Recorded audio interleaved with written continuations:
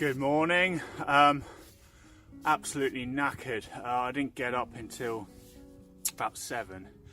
I stayed about 40 minutes away last night in quite a cool free camping spot again, just a kind of car park with a few facilities there. I stayed about 40 minutes away from the castle. Neuschwanstein, I'm going to get that totally wrong, but I'm tired and I looked at the name for a while. I'll put the name up. Now there's a few views of this castle. You've got the normal kind of path they put there, and there's a bridge called Mary's Bridge, I think,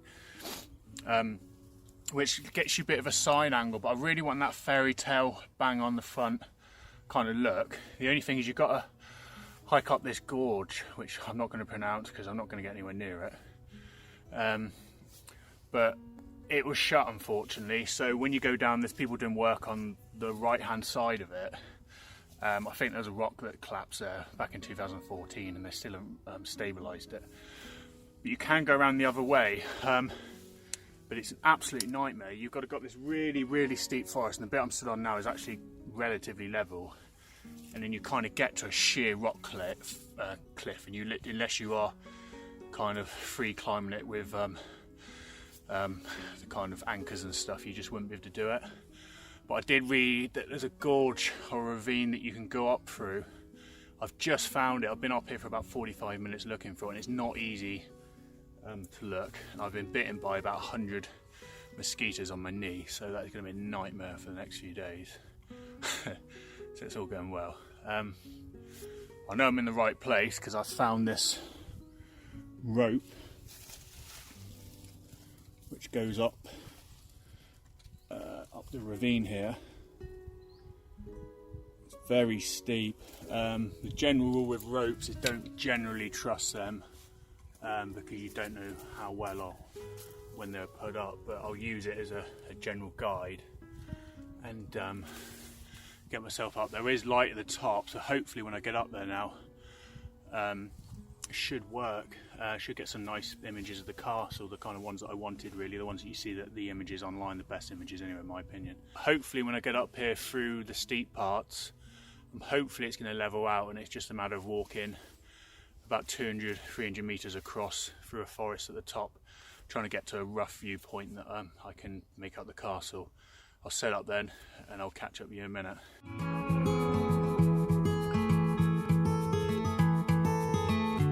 There's no one like you, my little girl. Your eyes so blue under those brown curls. Soon you're on your way, promise me that you know the world is yours. Strike them with your glove. I'm finally at the top. I'm not going to lie, that's probably one of the hardest short hikes I've ever done. A bit gutted really. It's an amazing view, absolutely beautiful. But no Fairytale Castle would be complete without a bit of scaffolding covering most of it. So, a bit annoying really. I'm not going to lie, if I can find a Creative Commons image of this castle, I will probably blend the lower part in whilst keeping the colours that I have in everything else, including the trees. So the bottom bit of it might not be 100% accurate of what I'm taking today, but I will blend the colours and I will make it as natural looking as I can.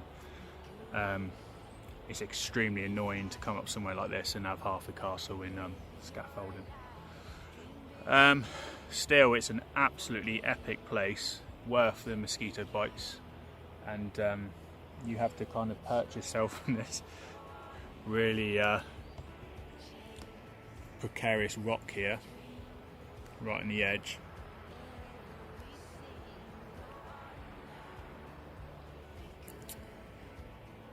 There's a bridge over there. I think that's Mary's Bridge. It looks like it's open. Sorry, I'm looking at the bridge, which is over there, which I'll put some footage up of. It looks really busy. Looks like there's about 50 people there already, or maybe 20 or something. And I've got this place myself, so it's pretty cool. Got Lake Alps in the background, which is really cool. I might explore after this, really. I'll see. I might continue heading on into Austria, try and find somewhere nice to get some kind of lake mountain shots that doesn't involve hiking and doesn't involve any effort. So yeah, I'm just a waiting game now. I'm probably going to have to wait a few hours, rest up a bit, and I'll catch up with you a bit later when I'm ready to take some shots. Right, the light has improved to a level that I'm happy with shooting now. It's not gone as low in the valley as I thought. The sun is just kind of tucked behind this ridgeway, which you can't see here. And it does kind of angle up like that as well. So as the sun rises, it's just getting cut off by it.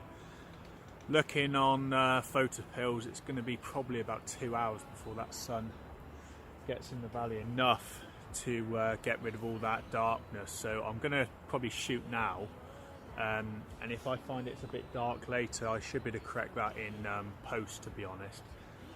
Simply because the colours are very even down there, and it's only a tiny bit of the frame that it's actually getting in. It's the kind of lower third on the left, so it's not going to be detrimental to the image. I don't think. I should get away with it. I've been shooting with the 24-105 first. I've not actually got the 70-200 on yet. I'll probably get it on afterwards, to be honest. I've taken a few shots already, around about 50mm on the 24-105, shooting at f8, a few at f13. But I thought I'd put the old Nikon lens I've got on the old prime lens, because shooting around 50mm, it's a 50mm prime. I thought I'd see what it would turn out like that. Well, this lens is from roughly the mid-80s. It came with a Nikon FE film camera. It's a 1.4 50mm prime, like I said, and it does fit on the Canon with an adapter. Now the chip in it that tells the camera roughly what exposure to shoot at broke out the adapter about 6 months ago. So the camera doesn't have a clue what exposure value or kind of what aperture the lens is shooting. It knows roughly the exposure by doing metering, but it doesn't really know how to meter 100%. So it might need a little bit of help. But what I'm going to do is I'm going to take a shot on it at f8, and I'm just going to see if an old lens from 1984 can beat a Canon L lens at 24-105. I have a feeling the 16-35 would beat this hands down. But I want to see if it is true what they say about primes. Are they really that much sharper, even one from the 1980s, on a camera that it wasn't even meant to go on? So I'll just have a look. What you got to do is manually focus it, and it's also manual aperture control. You just turn a dial here. That's f8. And then what we've got to do is, without falling off the cliff, is just zoom into the image. Now all we've got to do is manually focus it. So I'm going to go into times 10 here, sorry. And I'm just going to zoom that until the image is as sharp as I can get it by looking at it with the LCD, the rear view camera, the rear screen.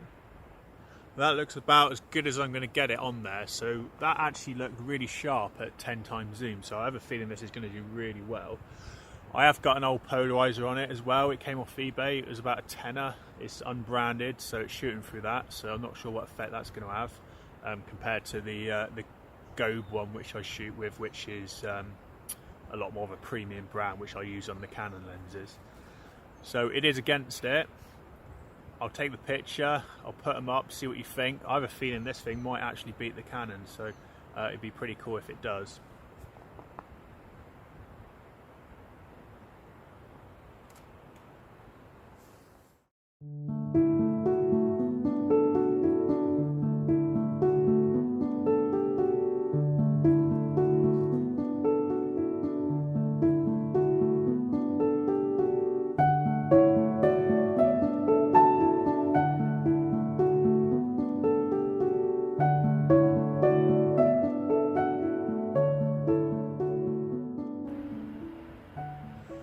Right, I've got that prime shot in the bag now with 50mm. Now that's the biggest problem with primes, obviously you can't zoom them, they're fixed. And 50mm is probably not quite telly enough really. It's about right for shots that give you a general more of an idea, but what I want to try and do is just have Lake Alps to the left of the frame. That's going to minimise this dark shadow that I've got to correct in post to only about 5-6% in the image, and kind of just have the lower part of the castle here, the scaffolding in the frame, with just enough kind of free space above the mountain range for it to work. There's no clouds here. It is getting quite hazy now as the sun's coming up and starting to kind of heat them up. The polarizer is going to deal with the haze, but you don't really need to include much of that in the image. It's not really going to improve it. There's no clouds there to work with. To be honest, I quite like it. I think if clouds were there, it would probably ruin it. It's nice to have a lot of separation in those mountain ranges. The only things that would really improve it, in my opinion, is red light on the peaks, or maybe some low-rise mist coming up through them that you could probably get in a long exposure or something like that. But all in all, I'm pretty happy with what we've got. Weather's cooperating. Probably going to be for about another half an hour, something like that, and then I'll start making my way back. I'm pretty thirsty and hungry and tired, and I'm looking forward to getting back to the van, to be honest. But this shot, yeah, so I've zoomed in now to round about 60mm. About falling off the edge. Shoot on live view, like I said, because you get to see the whole scene. I've roughly got my composition already with Lake Valchi, which you can't see, or Alpski, sorry, on the left. A bit of foreground, a bit of free space above the mountain range, and the castle is kind of on the golden third, or 3/3 rule, sorry, on the right hand side of the image. I always like to shoot stuff in 3/3, unless it's a really high object that's quite isolated, and then I think it does work quite well in the centre. Simple as that. That is giving me an ISO of 100 with the soft grad on and the polarizer, which are going to be taking away a lot of the light. A shutter speed of 15th of a second. So this is why you need a tripod, even on a bright day, because handheld that would potentially start getting a soft image. And that's it really, so hit the button and see what we get. That's it, simple as that. That's the image done. So I'll fire them up, hope you enjoy them. I've got a big hike back down now. It's probably going to take me a good hour and a bit to get down, and I'll catch up with you somewhere a bit later. I'm right on the border of Austria here, so I'll probably need to sort out something to do with the toll roads over there. I'm going to be staying off the toll roads, but from what I've heard, nearly all highways or motorways in Austria you need a vignette, I think they call it, which is like the charge to go through the country or use the highways. So I think you can do it online, or I'm going to have to find an office just over the border to get one.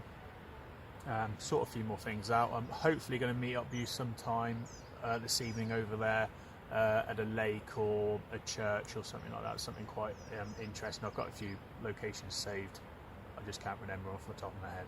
So I'll catch up with you a bit later.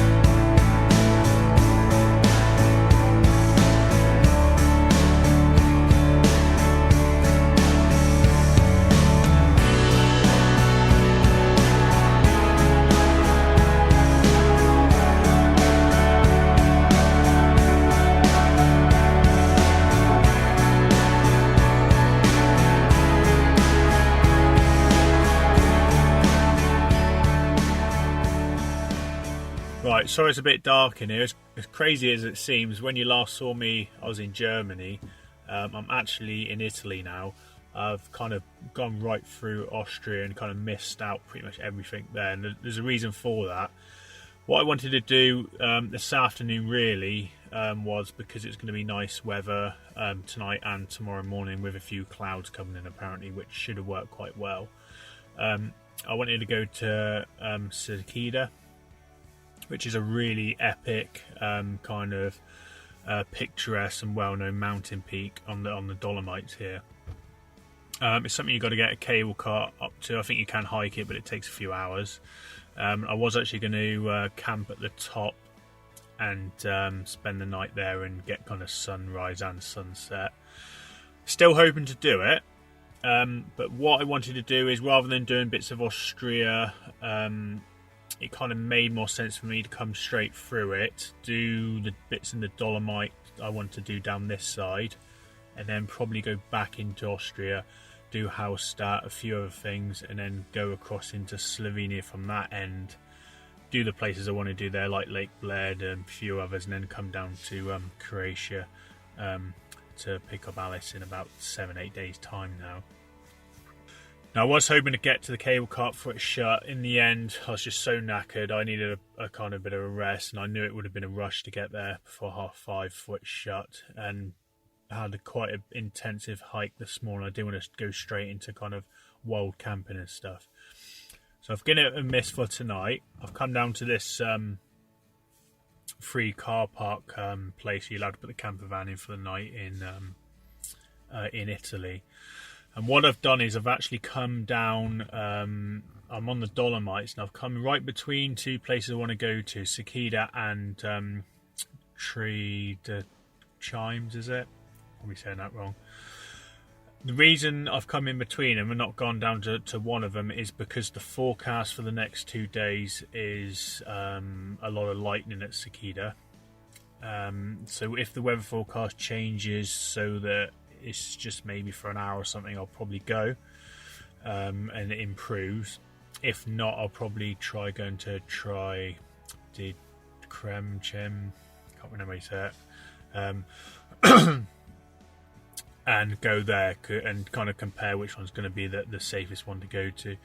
I did try getting to a place to take a photograph on the way through Austria, as it was a nice sunset. But I was on the toll roads, and I kind of, by the time I got off them and got to a place that I drove past that I like the look of, I kind of missed most of the best light. There was a nice church there, but I couldn't really get a good composition of it. There was too much kind of built up stuff around it for you to be able to kind of frame it up against the landscape. So a bit of a fail for the rest of the day. Anyway, I haven't really got anything to put in the vlog, but I think this morning worked quite well, and it was quite a cool place to get to. Not many people get up that part of it to have a look at the castle, so I hope you enjoyed it. Anyway, I'll see you tomorrow, and like I say, hopefully be getting to one of those 2 locations, and all depending on what the weather forecast does. If it doesn't clear up, it's the Dolomites. I mean, there's stuff to photograph everywhere, so we'll find something and see where it takes us. So I'll catch up with you on the next one.